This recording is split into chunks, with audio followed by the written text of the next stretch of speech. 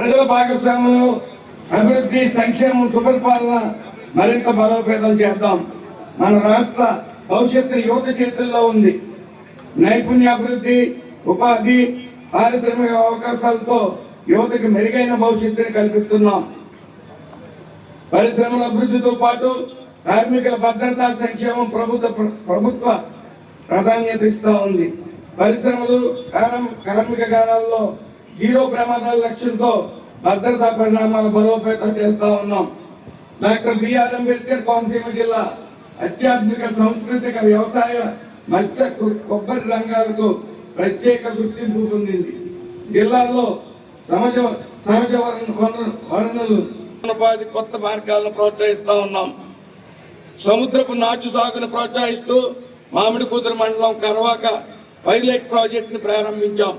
కొబ్బరి తోటల్లో అంతర పంటగా కోకో సాగును సుమారు 1000 ఎకరాల్లో విస్తరించేందుకు చర్యలు చేపడతా ఉన్నాం.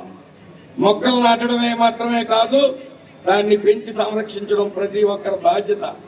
పచ్చని ఆరోగ్యకరమైన ఆంధ్రప్రదేశ్ నిర్మాణంలో ప్రతి కుటుంబం, విద్యార్థి, పౌరుడు భాగస్వామ్యం కావాలి.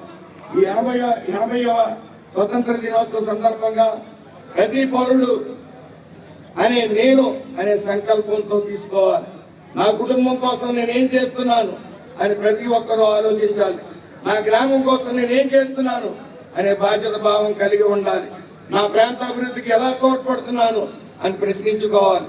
నా రాష్ట్రం, నా దేశం కోసం నేనేం చేస్తున్నాను అనే ఆలోచన ప్రతి ఒక్కరిలోని రావాలి. ప్రభుత్వం తన బాధ్యత నిర్వహిస్తూ ఉంది.